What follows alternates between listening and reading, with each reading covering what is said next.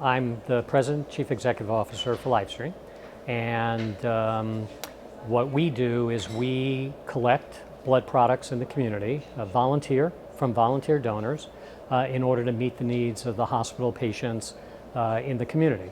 Our mission is we help save lives by connecting donors and patients through the gift of blood, and the only way the hospitals can do their job is if we do our job of collecting blood for their patients. We're the actual fuel that the hospitals need in order for them to be able to do their surgeries, to treat their patients who are on chemotherapy, and to treat babies that are in the hospital. So the reason it's important for donors in the community to support the blood center and donate blood is that 500 times a day, a patient is transfused with a blood product. And we need to meet that need every single day. And if we don't do that, then surgeries are potentially canceled. Patients have to wait extra days to get their transfusion. Babies might not get transfused when they need to get transfused. And so it's important every single day to keep the blood bank tank full. Every day we have to give 500 pints to the local hospitals that we serve. And that doesn't even include any sort of emergency.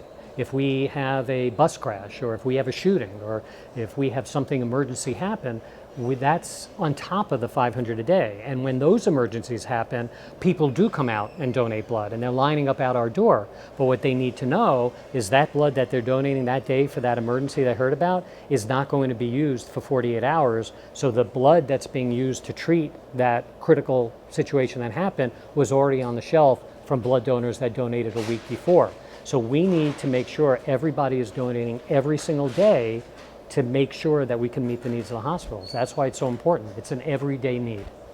So here at the Murrieta Center, we offer multiple opportunities for donors to donate products that are going to help the patients in the hospital. You can do it the classic way, which is just a unit of whole blood. We also have automated technology, and the wonderful opportunity with automated technology is that it allows us to take the blood product we want and give everything else back to you. So if you're a group O, we want your red cells. That's really the most critical, that's most compatible with the patient in the hospital, and we can give the rest of the blood products away. If you're group A or group AB, we want your platelets and plasma, because you're the universal donor for plasma and platelets for patients in the hospital. Platelets in particular are products that are used for cancer patients. When a patient is treated with chemotherapy, it hits their marrow and makes them stop producing blood cells. So platelets are really critical for people that are undergoing cancer treatment, and so they need to be supplied by volunteer donor platelets because they can't make their own platelets. By being a blood donor, you are really saving lives in your community. And I'll give you an example. We had a patient who actually fell off a ski lift when they were skiing and was transported to Loma Linda University Medical Center for treatment. They had broken almost every bone in their body. They had internal bleeding. They used more than 50 blood products. And as a result of those blood products given by LifeStream donors, her life was saved.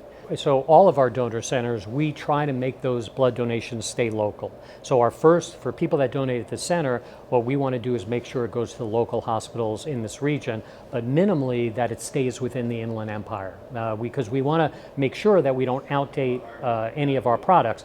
Red cells have a 42-day lifespan, platelets have a 5-day lifespan, so these are perishable products. So the first opportunity we have is for it to stay local and then minimally stay in the Inland Empire, but all of it stays locally within a few miles of where it's collected. Yeah, so when we were looking at our donor base and looking at the potential for donors, the Murrieta-Temecula area encompasses about 250,000 people, 250,000 people, which is really a nice population to justify putting a donor center. And this area, Murrieta-Temecula, was the one area that came up where we should put a donor center because we had so many donors that were traveling to donate, as well as many people in the community who weren't donating yet and now could have the opportunity to do it because they had a donor center close by.